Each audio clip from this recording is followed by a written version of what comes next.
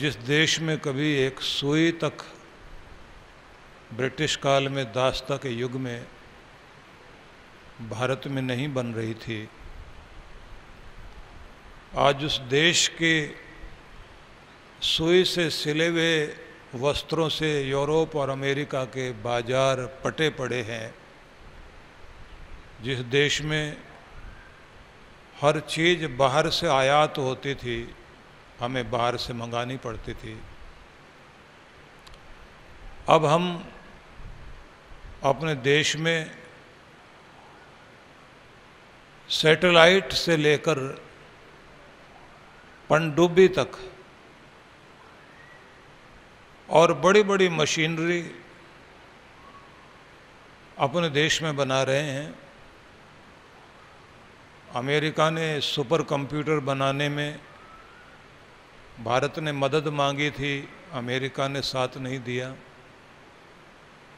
भारत ने अपना super computer बनाया और दुनिया के सामने दिखाया कि भारत एक कितनी बड़ी शक्ति है। आज हम पूरी दुनिया के आंख में आंख मिलाकर बात करने की स्थिति में खड़े हैं। हमारे यान अब मंगल, चंद्रमा में गए तो मंगल तक हम लोग पहुंचे, आकाश से लेकर पाताल तक भारत की गति है।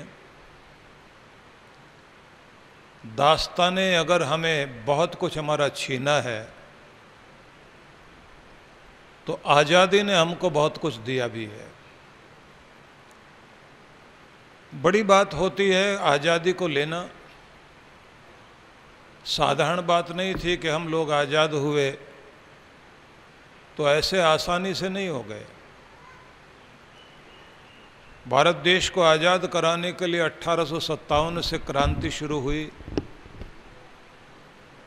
मंगल पांडे की क्रांति को भी हम याद करेंगे। और अपनी कमर के पीछे छोटे से बच्चे को बांधकर घोड़े पर सवार होकर और अंग्रेज़ों से लड़ने के लिए तैयार हो गई उस रानी लक्ष्मीबाई को भी याद करेंगे, जिसने कहा था कि मैं अपनी झांसी किसी अंग्रेज को देने वाली नहीं हूँ, मेरी झांसी मेरी रहेगी। घोड़े पर सवार होकर दुश्मनों को ललकारने वाली रानी चेन्नम्मा को भी हमें याद करना चाहिए। लोकमान्य तिलक ने आंदोलन चलाया, लेकिन जन जन तक आंदोलन पहुंचाना और भारत देश को इस रूप में जागृत कर देना कि आज़ादी के सिवाय और कुछ नहीं चाहिए, ये जागृति का मंत्र महात्मा गांधी ने दिया। महात्मा गांधी का ये बहुत बड़ा योगदान था कि उन्होंने आज़ादी के आंदोलन को जन जन तक पहुंचाने के साथ साथ वह जागृति पैदा की कि किसान हो, मजदूर हो, विद्यार्थी हो, वकील हो या शिक्षक हो, सभी के मन में एक बात उन्होंने बैठा दी कि केवल केवल हमें आज़ादी चाहिए, आज़ादी के सिवाय हमें कुछ नहीं चाहिए। जिसका परिणाम ये हुआ, लोग अपने व्यापार छोड़कर, अपने खेतों को छोड़कर, अपनी पढ़ाई छोड़कर सब निकल पड़े। और तब जब ये आंदोलन दिखाई देने लगा कि किसी तरह रुकने वाला नहीं है, अंग्रेज़ों ने अत्याचार करने शुरू किए। और एक ब्रिटिश लेखक ने लिखा कि हम लोग एक बार तो इतने मजबूत हो गए कि हमें लगा कि इस आंदोलन को हम दबा देंगे, लेकिन जैसे ही हमने देखा कि इधर